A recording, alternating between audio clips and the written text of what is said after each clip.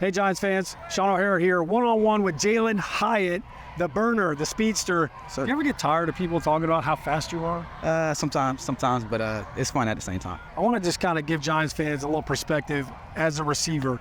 Let's just start right out. You're in the huddle. Okay. All right. They call a play in the huddle, and you know you're going deep. Yep. Like, do you have to not smile as you walk through the line? If you know, hey, I'm getting the ball, I'm about to go. You just got to put your poker face on. Or? Yeah. You don't want to give the defense any clues of what you're doing. But when I know it's coming to me and we're in the huddle, I try to stay, poised as much as I can. See his alignment, see where he's lining up. Look at the DB, see what he's doing, so I can run my route off there. Okay. So you just mentioned looking at the DB. So as you break the huddle, you're walking to the line. You're looking at, obviously, the corner, right? Yep. What kind of coverage? Is he playing off? Is he playing press? But then what else are you looking at? Are you looking at the safety next? Always looking at safeties. Right. Always. First thing I do is look at the feet on the corners. Usually if they flat-footed and they're on their toes, usually they're going to press jam. Try jamming. If they're back in their stance, kind of sitting, but they're poised, they're going to shadow. Okay. So that's the first thing I do. And then only that's the first time, let's say it's the first goal I ran in the game. I just don't mess around with him. I just go just to see where his speed at, just to see how he reacts off of just it's going. You know what I mean? Okay. So that's the first thing I do.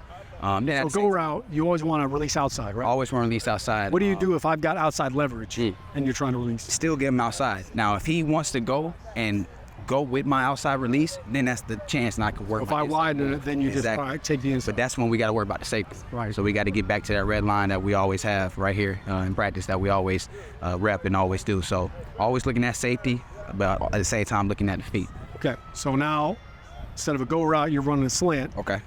Same position right here. Yep. How are you getting inside of me? Yep. I'm still attack him on his outside shoulder. I'm going to get him moving. If I did have a speed release and he got out, I'm going to give him one where I can keep him there so he feels like he had me, and then that's when I can use my shoulders, use my head, get back into that inside release. All right, now I'm playing inside leverage, and you got to run a slant. Yeah. And I'm on my toes. I'm coming with the jam. Yep. How do you beat that? Well, he's inside leverage. He doesn't want the slant to go. Yeah. So let's just move him where he's letting us go. And usually what I'll do is if he's inside leverage, I won't speed release so he can come out. I will actually work him inside, even though he's protected his inside. Keep him where he uses his arms, and that's when you got to get it off, slip back in, run the slant. Okay. It's a lot of ways you can run it. A lot of receivers only want to catch the ball out here. Mm-hmm. When is it okay to let the ball come into your chest and protect it with your body? Yeah. So I actually had a play out here. Tay Banks was on me. He was playing sticks where he just stayed where he was at. So since he stayed there, I threatened him outside, still running. He was on me. Okay. Boom. I let him go, and I felt him coming. Right. I felt him on me. Slugging on you. Yep. But seeing how DJ threw the ball, if I extend it, Tay has pretty good hands on getting it down. So I try to do late hands so he don't see it. So when it comes, I'll use late hands to grab it, body catch. Right, then I can't get back in, so he can't get it. If I keep my arms out coming back, that's an easy deflection for him. Okay. Easy. You mentioned late hands, so tell everybody what that is, because that's really key, right? Because the defenders are waiting for you to put your hands up, and then because even if they don't see the ball, they see the hands come up. Now they know you're catching it. I think the best example for late hands would be fades. Let's say you got a fade, boom, you do your release. He's on you, ball's in the air. We're like this. Yep. My back is to the quarterback. Back is to the quarterback, so what he's focused on is me. He's not looking at the quarterback. I'm the only one that has eyes on quarterback. So knowing that I have eyes on quarterback, I can't just keep running like this. Because I keep doing that, then he can just wait for it, hit it. Yeah. But if I'm going and I know the ball's coming, I can stay here.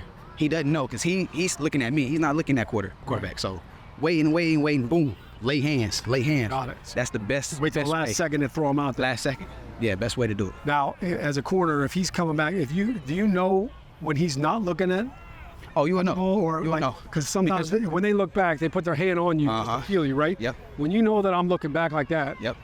How does that change what you do? So now, since he's looking back at the quarterback, usually what that does, it will slow you down to DB. Okay. But since he's looking back, automatically he goes to a jump ball if it's a fade. Gotcha. Because you can't go lay hands and he's looking at the quarterback. That's a pick. Right. So knowing that he's looking and you see that he's looking, automatically you got to attack the ball.